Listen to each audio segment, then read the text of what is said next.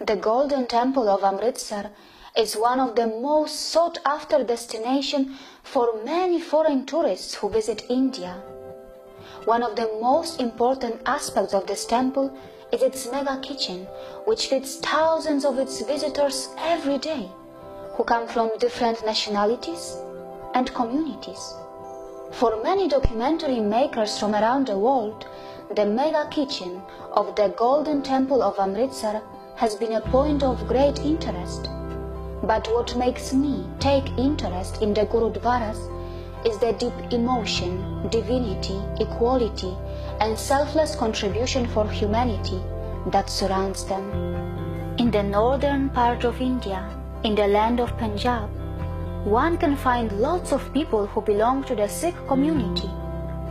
Known for their courage, kindness, and also for their sharp minds, the Sikhs of India have contributed tremendously for India and also for the countries that they migrated to. Canada, USA, UK, or other European countries. Today, Sikhs can be seen everywhere. Wherever Sikhs go, they take their mouth-watering Punjabi cuisine, their moral values, and their spirituality together with them. Today, the peaceful Sikh community of the UK is known for their tremendous social work that their Gurudwaras do for the people of Britain. In their own language, it is known as Seva, and Seva means selfless service. But before I talk more about Seva and Gurudwaras of England, let's go back in time for a short while. United Kingdom is the land which is known for its infamous colonial rule that resulted in the massacres of millions around the world. Thanks to its colonial rule, the country surprised itself and the world by reaching new heights in economy and power, and it stayed that way for some time. But it appears that the good times did not last too long for them. Today, the country is facing an exit from the European Union and is also facing many massive economic and domestic challenges. The vast majority of the people of the UK are nice and friendly people, and many of them have absolutely no idea about the brutality of the British colonial rule, thanks to their powerful domestic media, which has a strong international presence as well. The media plays an extremely crucial and clever role in order to form the desired opinions of the citizens of Britain and also of the world. And all of this is perfectly complemented by the academic institutions of Britain, which for some reasons do not teach their students much about their colonial rule and their atrocities. Shockingly, the only stories of the colonial rule which are popular among the British citizens are the ones which are told and taught to them just to self-glorify their brutal colonial rule. So unfortunately, growing up as a British citizen, one does not get enough opportunities by the media or by the academic institutions to learn deeply about the colonial rule, and that is why many British citizens have no clue of what actually happened in India, a country which was said to be the most important former colony of Britain. Today, England is a country of sharp contrast. On the one hand, one can see thousands of homeless people who are begging and roaming on the streets every day. And on the other hand, one can see the posh colleges and academic institutions where perhaps only the children of the elites can afford to study. From its posh streets, full of expensive cars like Jaguar or Range Rover, which are still proudly owned by the citizens, to the streets, which are filled with waste. Going for a drive in England can be very shocking.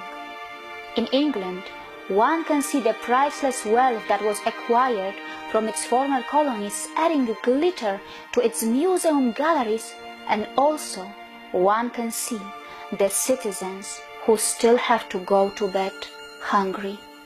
And that is why the biggest question which comes to one's mind is why there is such a wealth inequality in this country, which most of us around the world consider as a rich and a developed country.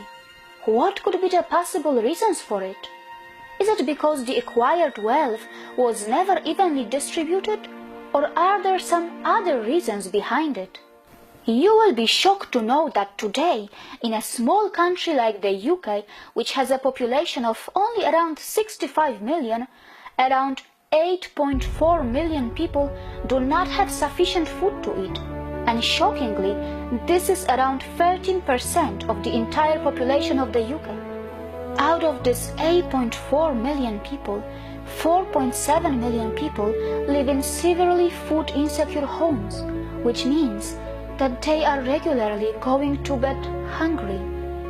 As the UK struggles with hunger and also with wealth disparity, the Sikh Gurudwaras of the UK are a blessing for some citizens.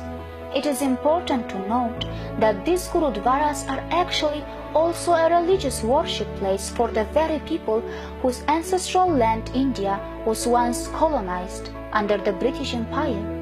Today, in Gurudwaras of the UK, anyone can eat a healthy full meal for free, every day and at any time of the day. And the best thing is that no one in these Gurudwaras attempts to lure any visitor to their religion or even indirectly attempts to convert anyone to their faith. If you go to South Hall, for instance, or some of the big Gurudwaras, you'll see a lot of non-Sikhs coming just in. All they do is cover their head, go and take langar and go away. Nobody asks them. And we don't have this concept of giving a chapati with one hand and a book with the other hand. So you come in, you're not under any pressure that you have to understand Sikhi or understand about the Sikhs or the Gurus. You want to take langar, you take it. You want to be part of the community taking langar, take it. And just, that is it. And when we donate money to the Gurdwara, we don't specify who should get that langar, who should not get that langar. In the Golden Temple, Sri Harmandir Sahib, the langar, 70% of the people who take langar are non-Sikhs, and nobody asks them to first go to the Harmandir Sahib. Nobody asks them to become Sikhs first. You just go in, take it. Every half an hour there's another 1,000 people eating, and if you go to on an average day, anything between 20 and 30,000 people eat. On big days, something around 50 to 60,000 people eat in Darbar Sahib every day. And as I said, the majority of them are non-Sikhs. That's the beauty of the langar, really. And wherever the Sikhs have been, go and set up a Gurdwara, they set up a langar. And it brings all of humanity into sort of one community.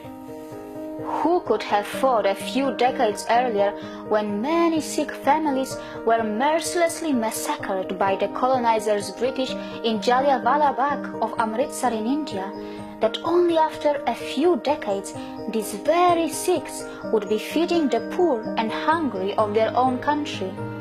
Who could have thought that decades later the dharmic traditions of India would be performing selfless service in the land of their ex-colonizers without having any intention to convert or lure the vulnerable souls? The Sikhs of Britain are rising once again to the occasion and are delivering a deep message that humanity sees no background or religion, and the help must reach to the last man, even if the last man is from the land of your ex-colonizers. As it is said in their scriptures, one who works for what he eats and gives some of what he has, oh Nanak, he knows the path. See you again.